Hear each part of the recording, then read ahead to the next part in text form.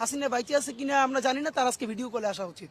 কারণ গত 15 বছরে এমন অনেক রেসপন্স আছে যেটা একজন ইউনিয়ন পরিষদের মেম্বার দেওয়া উচিত, যেই কথাও খাটে না, সেটাও হাসিনা বলছে। আর এখন এত কিছু হইতেছে, তার লোকরে পিটাই মিটাইয়ে তার বাপের বিল্ডিং ভাইয়া ওইখানে আওয়ামী লীগের অফিসে পোলাপান শীষ করে, তাও সে কিছু বলে না। এটা এত ভালো তো ভালো না, এর মানে সে বাইচে আছে কিনা এটা প্রমাণ করার জন্য তার ভিডিও গুলো আসা উচিত। আমরা আপনাদের মধ্যে অনুরোধ জানাই।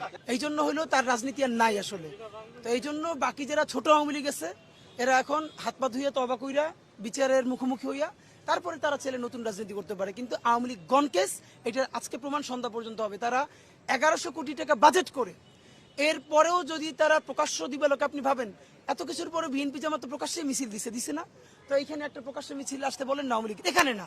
আপনার মাধ্যমে বলতে চাই, তারা সারা ঢাকার যে কোনো জায়গায় প্রকাশ্যে মিছিল করবে। তারা যখন অন্যের উপরে হামলা করছে, সামনে পুলিশ পিছনে পুলিশ, নিজেদের হেলমেট সাথে অস্ত্র, আমাদের সাথে লাঠি ছাড়া কিছু নাই, পুলিশ তো প্রশ্নই নেই আমাদের সাথে যাবে। আমরা জনতা তাদেরকে প্রতিরোধ করতে চাই, তারা সৎসাহস নিয়ে পারলে দাঁড়ান। যদি পারে তাহলে তাদের রাজনীতি থাকবে, না থাকলে মুসলিম লীগের যে পরিণতি হয়েছে, তাও তো এখনো মুসলিম লীগ বলার কেউ আছে, এখানে কেউ নেই।